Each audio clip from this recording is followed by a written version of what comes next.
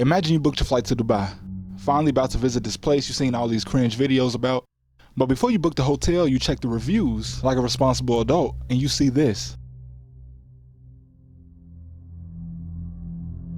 I know you might be thinking, how? But the story only gets weirder the deeper I get into it. And judging by how the reviews gradually change from tourists caught completely off guard by the prostitutes in their 5-star hotel to all 5-star very happy with the hospitality reviews, I say either the problem went away or word just spread enough that the only people staying in these certain hotels are the main client base. But how could this happen?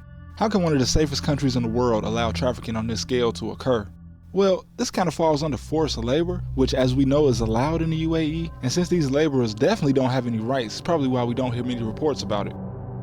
In Dubai, the royals are at the top of everything, and although no member of the royal family has been rumored to be involved, in a now deleted article from the New Yorker, the current ruler of Dubai's late older brother, Sheikh Al Maktoum bin Rashid, was accused by his former personal drivers of traveling on private jets with underage girls. But going even deeper down this rabbit hole leads to Zabil Palace, just one of the emir's many royal residences, where Martin Quinn, a U.S. ambassador, was stationed. And when traveling to Saudi Arabia with the royal entourage led by Sheikh Rashid, Martin witnessed some things he wasn't supposed to. At what he described as underground royal parties, he witnessed princes and those wealthy enough to get in engage with all kind of drugs and purchased women, with most of these attendees coming from countries that would execute any regular person attending one of these type of events. And this leads us to Christy Gold, a mysterious Nigerian woman that was known for her luxurious lifestyle that fled back to Nigeria in 2023 after she and her brother were accused of operating a trafficking ring that lured women from Africa to hotels, bars, and brothels in Dubai. These women, according to the Nigerian government, serve as slaves for the elite. Now, the UAE calls any notion that they tolerate human trafficking false. I mean, my God, the country didn't even consider sex trafficking a crime until 2006. What the hell was going on in 2005 then?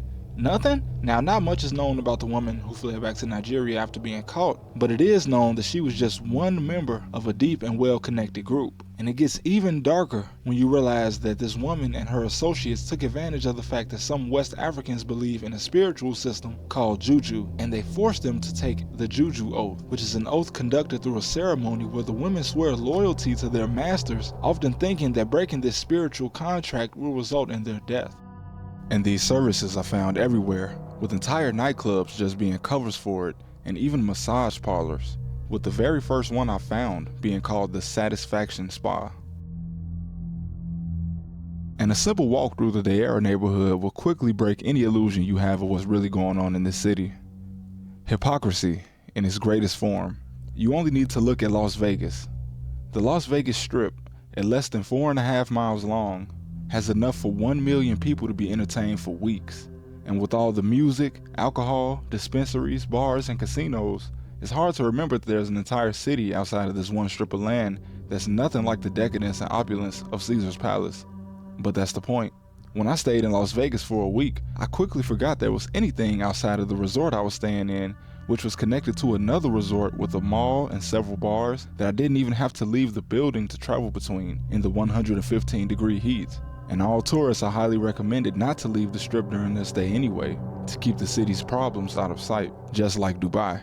The big difference is, the UAE is a country partially governed by religious Sharia law, where extramarital sex and adultery can be punishable by death, whereas Las Vegas is known as Sin City for a reason, with just about every sin being encouraged here, and not to mention the fact that prostitution has been legal in most parts of Nevada for over 100 years. The hypocrisy in Dubai is insane.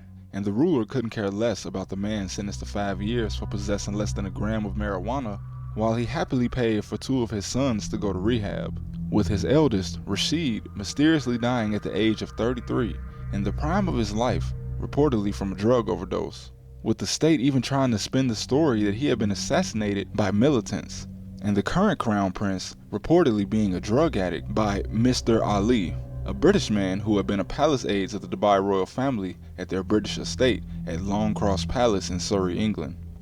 Before booking a vacation, you must always remember, everything that glitters is not gold. Dubai is still, behind all the lights, luxury resorts, and a seemingly happy populace, an absolute autocratic state where the ruler and his 1,000 eyes hold the power of life and death over all who touch his soil. Whether you're an influential tourist or an extremely wealthy expat, every freedom you enjoy here comes at the cost of the livelihoods of millions of men and women. Forced into slavery, many of them will never see their homes again.